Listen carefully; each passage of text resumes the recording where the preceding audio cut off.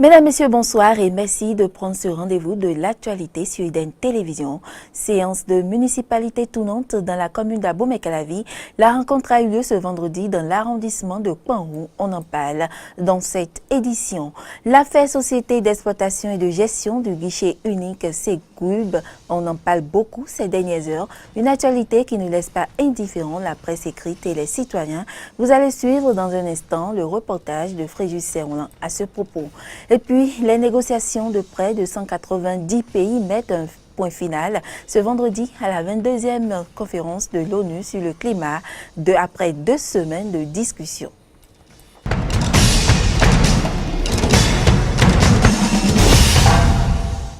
Bienvenue dans ce journal. Le maire Georges Bada et son conseil communal ont tenu ce vendredi la session de municipalité, une rencontre qui a réuni les cadres de la mairie, les élus locaux et les populations de Kouanrou, l'arrondissement qui a accueilli cette séance.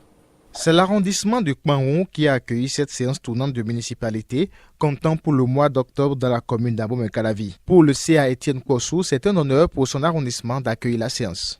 J'avoue que je loue votre courage. Courage pour avoir bravé la poussière, les dodans, pourquoi pas les trous, jusqu'à arriver vraiment dans notre arrondissement. Merci beaucoup. Monsieur le maire, vous avez dit, je dois à l'arrondissement de Kouanrou et je ferai tout vraiment pour payer les dettes. Ce jour-là, monsieur le maire, et je n'y croyais pas. Mais aujourd'hui, vraiment, j'ai vu que vous avez payé totalement, je vais dire même vous êtes, parce que vous avez encore lavé une fois de plus le visage de notre arrondissement. À l'ordre du jour, le point de la dernière séance tournante tenue à Ouedo et les différentes préoccupations liées au développement de la commune d'Abomey-Calavi. Les présidents d'assises, faut-il le rappeler, institué par les dispositions de la loi numéro 97-029 du 15 janvier 1999 portant organisation des communes en République du Bénin, donne l'occasion aux maires, à ses adjoints et aux chefs d'arrondissement de se réunir au moins une fois par mois pour échanger sur les problèmes de développement de la commune. C'est donc un important creuset de réflexion et de décision. Les 9 chefs villages de l'arrondissement de Kouanrou ont saisi l'opportunité pour exposer devant l'autorité communale et tout le conseil les différents problèmes de leur milieu. On peut citer la dégradation des voies, les difficultés d'accès à l'eau potable et à l'énergie électrique, le manque d'infrastructures d'éducation et de santé. Pour l'autorité communale, c'est justement là l'objectif de la tenue des sessions tournantes de municipalité. Il s'agit d'écouter les populations à la base. En attendant de faire le bilan de cette belle expérience qui nous a permis, à la faveur de ces séances de municipalité tournantes, de faire le tour de tous les arrondissements, je voudrais apprécier avec vous la proximité que nous avons eue avec les différentes couches socio-professionnelles des diverses localités de notre commune. Cette série de séances de municipalité tournantes nous aura surtout permis de faire l'expérience de la gouvernance à la base. Face à toutes ces préoccupations soulevées, l'autorité communale et tout son conseil ont promis faire de leur mieux pour satisfaire les populations. La prochaine séance de municipalité est prévue pour se dérouler le mois prochain dans un autre arrondissement. L'affaire SEGUB, Société d'exploitation et de gestion du guichet unique du Bénin, est sous les feux de l'actualité. La vingtaine de personnes mises en cause dans ce dossier des véhicules d'occasion étaient ce mercredi face au procureur près le tribunal de première instance de Cotonou pour s'expliquer sur leur implication présumée dans ce dossier. Au terme de ces échanges, certains accusés ont été libérés sous caution et d'autres incarcérés. Comme vous allez le voir, au lendemain de ce dernier épisode, journaux et citoyens ont chacun leur point de vue sur cette affaire. Reportage. Les pieds sur l'étrier, Talon en guerre contre l'impunité. Talon lance un signal fort à la pègre. Tels sont les titres de certains journaux qui offrent au public leur vision sur l'affaire SEGUB. Pour d'autres canards, c'est la justice qui entre en scène, mais une justice béninoise à l'épreuve. Pendant ce temps, quelques journaux sont restés moins sensationnels en annonçant simplement l'incarcération de certains mis en cause dans ce dossier. Les noms de l'ensemble des accusés présentés au procureur sont aussi proposés au lecteur. À ces différentes personnalités libérées sous caution ou envoyées en prison, il est reproché des malversations financières dans le cadre de la gestion de la filière des véhicules d'occasion. On parle ici de dizaines de milliards de francs CFA. Devant ce kiosque de vente de journaux où les différentes thèses s'affrontent, un sentiment rassemble. Bon, dans ce dossier Ségub, le sentiment que moi j'ai, c'est que la rupture est en train de faire ce qu'il avait été dit.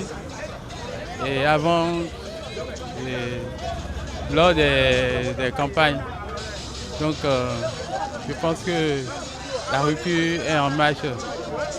Et les choses, avant, il y avait l'impunité, mais aujourd'hui, je pense que les choses vont en bon train. En attendant le dernier mot de la justice, pour Michel Guédou, il y a incontestablement un problème et un assainissement de la vie publique s'impose. Ce sont les ressources du contribuable béninois. C'est ça qui devrait servir à faire les routes, les ponts, les hôpitaux, les écoles. Mais qu'est-ce que ça fait en contrepartie? Ça enrichit quelques citoyens. Donc il y a un problème de morale, sérieusement. Ça, c'est le premier aspect. Le deuxième problème, c'est que la vie publique est à assainir. On ne va pas dans le système public parce qu'on veut voler le peuple. C'est triste. Et les noms qui sont cités, ce ne sont pas les noms de petits gamins de la rue. C'est les noms de personnes qu'on respecte au sein de la cité. Il y a des gens qui ont pignon sur rue. C'est triste de le dire, mais la vie publique est à assainir. Alors que des voix s'élèvent pour dénoncer une procédure biaisée et des mains politiques, les juges sont invités à la prudence. Si les juges en charge du dossier peuvent se départir des questions d'ordre politique, humaine et sociale et privilégier la nation, parce qu'en réalité nos juges sont mandatés pour servir le peuple et rendre justice au nom du peuple béninois. Donc si nos juges peuvent déjà faire ce travail-là proprement, ça va servir de leçon à d'autres qui vont se dire c'est possible. Mais que ce ne soit pas dans un système de règlement de compte, parce que ça va faire en sorte que chacun va toujours chercher la sécurité dans le système politique. Et on sait où ça mène. C'est toujours le peuple qui est le dernier perdant.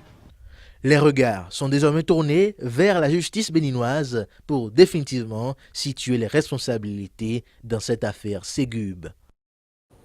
L'actualité sur le continent, la COP22 qui a tenté de progresser dans l'application de l'accord de Paris scellé il y a moins d'un an doit clore ses travaux vendredi. Les îles Fidji seront les organisateurs de la 23e conférence de l'ONU sur le climat qui devrait exceptionnellement avoir lieu à Bonn en Allemagne à la fin de l'année 2017, ont annoncé vendredi la présidence marocaine de la COP22 et les autorités fidjiennes. À la dernière journée de la COP22, le président de la COP, Saïdine Mezoua, s'est adressé aux journalistes pour faire le point sur les avancées conclues pendant cette rencontre. On l'écoute. Il y a la feuille de route des 100 milliards qui doit devenir effective avant 2020 et je pense que les choses avancent bien. Et il y a la mobilisation de l'ensemble des acteurs financiers. Nous ne parlons plus aujourd'hui de milliards de dollars, mais de trillions de dollars. Deuxième dimension importante sur laquelle nous allons prioriser notre travail, c'est la mobilisation et le renforcement des compétences. Marrakech a permis la création d'un réseau de compétences. Troisième aspect qui est revenu avec force, c'est toute la problématique liée à l'adaptation et au financement de l'adaptation. C'est une composante essentielle. À côté de l'atténuation, il y a beaucoup de projets d'atténuation, mais il y a aussi énormément de projets d'adaptation. Ces projets d'adaptation ont besoin de financement. Au moins 6 militants de l'opposition zimbabwéenne, dont le frère de l'ancien journaliste Itai Zamara, porté disparu depuis mars 2015, ont été frappés par des inconnus ce vendredi à quelques heures de manifestations antigouvernementales. Des manifestations prévues contre la corruption au sein de l'État et l'introduction prochaine sur fond de crise économique de billets d'obligation, une nouvelle monnaie qui ne dit pas son nom. Suivez ici les propos du frère du journaliste disparu. Both our cars were blocked in front and behind. The security agent Nos deux voitures ont été bloquées devant et derrière. L'agent de sécurité a ouvert le feu. On m'a alors bandé les yeux et j'ai été malmené avant d'être mis dans un camion. Ils m'ont emmené et les autres ont été laissés derrière. Selon le plan initial, on leur a dit qu'ils étaient censés me jeter dans le lac ou quelque chose du genre. Elle ne va pas me dissuader ou me décourager de me battre pour un Zimbabwe meilleur. La communauté internationale s'est engagée jeudi à apporter à la République centrafricaine, pays dévasté par la guerre, une aide financière de 2,2 milliards de dollars sur les 3 prochaines années. L'annonce a été faite par le président centrafricain Faustin Archange Touadéra et l'Union européenne à l'issue d'une réunion de donateurs à Bruxelles. Nous sommes arrivés au terme de la conférence internationale en faveur de la République centrafricaine, qui, je suis heureux de le souligner, a tenu toute sa promesse.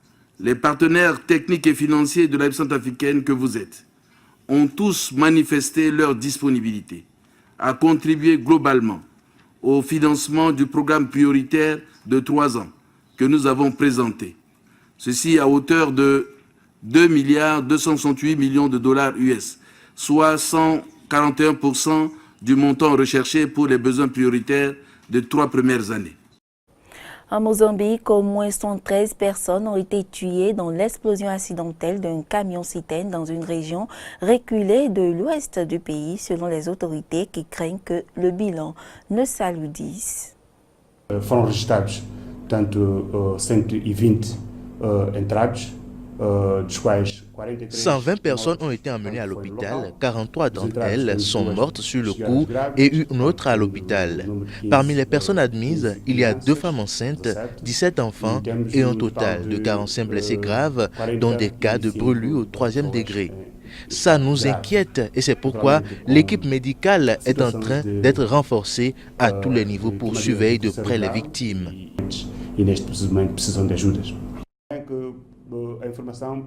Il est possible que le feu ait été causé par la combustion de l'essence. Nous avons peu d'informations. Il s'avère aussi qu'un petit feu se serait produit à l'intérieur du camion-citerne au niveau de l'endroit où l'essence sort et cela aurait aussi pu être la cause du feu. Nous ne savons pas exactement comment le feu s'est produit. Des experts viendront ce vendredi pour déterminer les causes. Le gouvernement de province a appelé à la solidarité au sein du pays sous forme de biens, de linge, de transport et nourriture pour aider ces familles.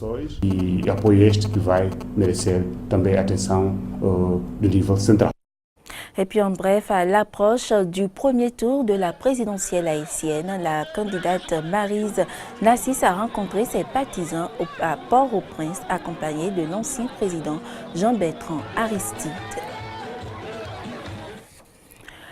Le Premier ministre japonais a rencontré ce jeudi le président élu des États-Unis d'Amérique, Donald Trump. Il devient ainsi le premier dirigeant étranger à rencontrer le républicain dont a surpris le monde après leur échange d'1 heure à la Trump Tower. Shinzo Abe a estimé que Donald Trump est un dirigeant de grande confiance. Ils sont avocats, écrivains, architectes ou femmes au foyer réunis pour un seul objectif, apprendre en 3 ans à combattre diables et démons en tant qu'élèves de l'école de consultants en exorcisme en Argentine, unique en Amérique latine. Cette scène impressionnante est un rituel d'exorcisme pratiqué par un évêque luthérien. Manuel Acuna dit être capable de combattre le diable qui se serait selon lui emparé de cette femme. Autour de lui, les élèves de l'école d'exorcisme qu'il a fondée dans la banlieue de Buenos Aires, après avoir réussi à maîtriser une jeune fille qui semblait possédée un jour de messe en 2001. Ce jour-là, de mon premier exorcisme, le diable et moi avons échangé nos cartes de visite. Et depuis, être exorciste est devenu mon mode de vie. Un mode de vie qu'il entend transmettre à ses fidèles. Pour 47 $ par mois pendant 3 ans, son école, unique en Amérique latine, enseigne l'art de déjouer les maléfices, mais aussi la psychologie, le chamanisme ou encore l'interprétation de phénomènes paranormaux. Les apprentis exorcistes viennent de tous les horizons, avec en commun une quête de réponse. J'ai écouté le prêtre, je suis venue à la paroisse et à partir de là, j'ai commencé à venir à l'école pour trouver une explication aux choses qui m'étaient arrivées et aussi pour aider les autres. L'Église luthérienne argentine est opposée à l'exorcisme et les pratiques de ce prêtre suscitent scepticisme et désapprobation. De ce qu'on peut voir et de ce qu'il ressort de tout ça, qu'est-ce qui est sincère et qu'est-ce qui est motivé par l'argent? À quel point est-ce motivé par la gloire, le pouvoir, les affaires? Et quel est le lien avec Dieu, la vérité de Dieu et ce que Dieu attend des gens?